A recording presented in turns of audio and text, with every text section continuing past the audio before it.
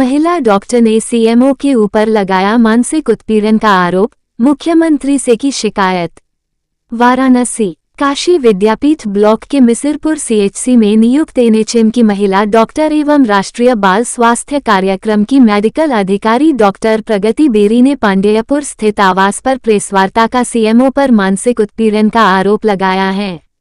उन्होंने कहा कि पिछले कुछ दिनों से मेरा स्वास्थ्य अस्वस्थ है, जिसके लिए मेडिकल लीव के लिए मैंने अधीक्षक से स्वीकृति लेकर पोर्टल पर अप्लाई किया था, जिसको सीएमओ ने अपूर्ण बताते हुए रिजेक्ट कर दिया है।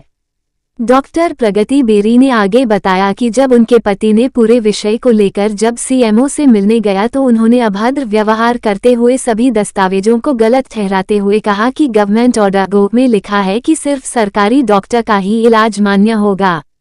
डॉक्टर प्रगति बेरी ने आरोप लगाते हुए कहा कि सीएमओ का कहना है कि यह महिला डॉक्टर अक्सर छुट्टी पर रहती है और इनकी रेगुलर हैबिट है, जबकि छुट्टी लेने की बात की जाए तो पिछले 1 वर्ष के मानव संपदा पोर्टल पर पता लगवाए कि वो बिना किसी जरूरी कारणवश उन्होंने कोई छुट्टी नहीं ली है। अतः उन्होंने तबीयत खराब होने की वजह से ही कुछ समय से चिकित्सीय अवकाश लिया है। डॉक्टर प्रगति बेरी ने आगे बताया कि पूरे मामले को लेकर वो मुख्यमंत्री योगी आदित्यनाथ, स्वास्थ्य डीजी, स्वास्थ्य मंत्री ब्रजेश पाठक सहित अन्य अधिकारियों को इसकी शिकायत भेजी है।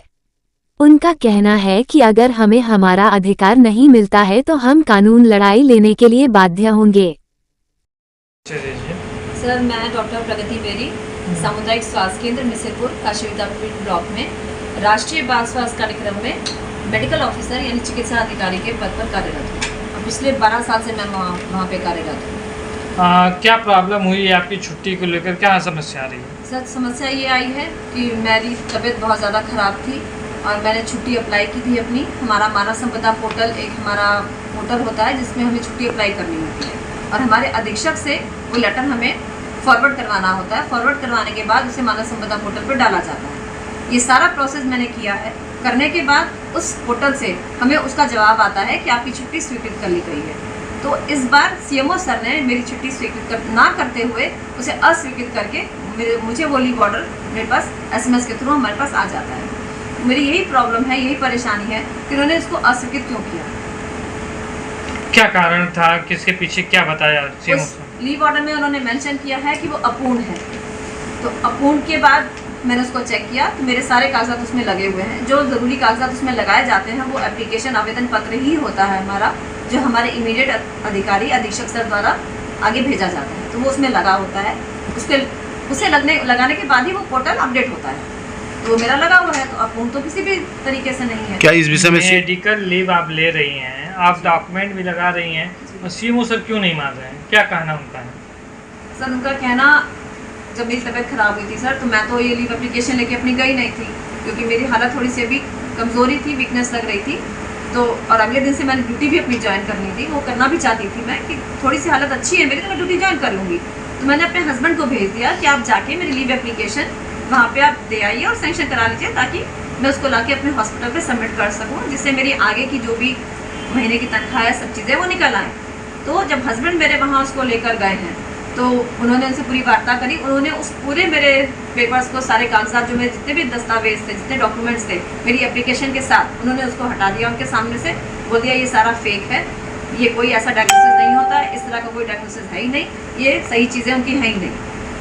और ये अक्सर छुट्टी लेती रहती हैं, इनकी रेगुलर हैबिट बन गई है छुट्टी लेने की। और उठा के उन्होंने कागज़ वहाँ से हटा दिया। जब पोर्टल से आपकी छुट्टी ली जाती है तो कैसे कर सकते हैं कि छुट्टी बार बार आप लेती हैं, क्योंकि उसमें तो सारा रिकॉर्ड दर्ज होगा। बिल्कुल सर, मैं यही इसीलिए मैंने ये चीज़ें की हैं कि उनको ये अगर उनको ये लग रहा है कि मैं बार बार छुट्टी ले रही हूँ तो वो मानव संपदा पोर्टल पे मेरा पिछले 1 साल का पोर्टल खुलवा के देखें और चेक करवाएं कि मैंने कितनी छुट्टी कब ली है और कैसे ली है। कोई ज़रूरत पड़ने पर ही आदमी मेडिकल लीव लेता है या हमारा कैजुअल लीव है वो ज़रूरत पड़ने पर ही लेता है। और अगर मैंने रेगुलर छुट्टी ली है तो अगर मेरी रेगुलर हैबिट है छुट्टी लेने की तो सर जहाँ वो हमारी ड्यूटीज़ लगा रहे हैं तो वो मैं कैसे कर रही हूँ? मेरी जगह पे कोई और तो करने जा नहीं रहा है, वो तो सिर्फ मैं ही कर रही हूँ।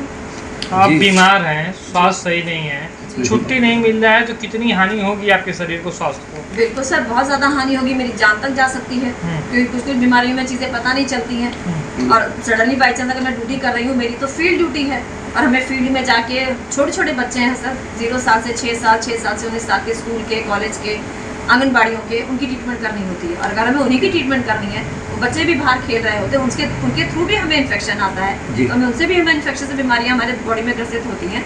तो अगर हमारी खुद की हेल्थ, हमारा खुद का स्वास्थ्य अच्छा नहीं होगा, तो हम उनकी भी ट्रीटमेंट कैसे करेंगे? अगर अभी कहाँ पत्रक आपने दिया इस लेकर पूरी चीज़ को? सर, हमने पूरे हाई लेवल तक सारे अथॉरिटीज़ में भेजे हैं।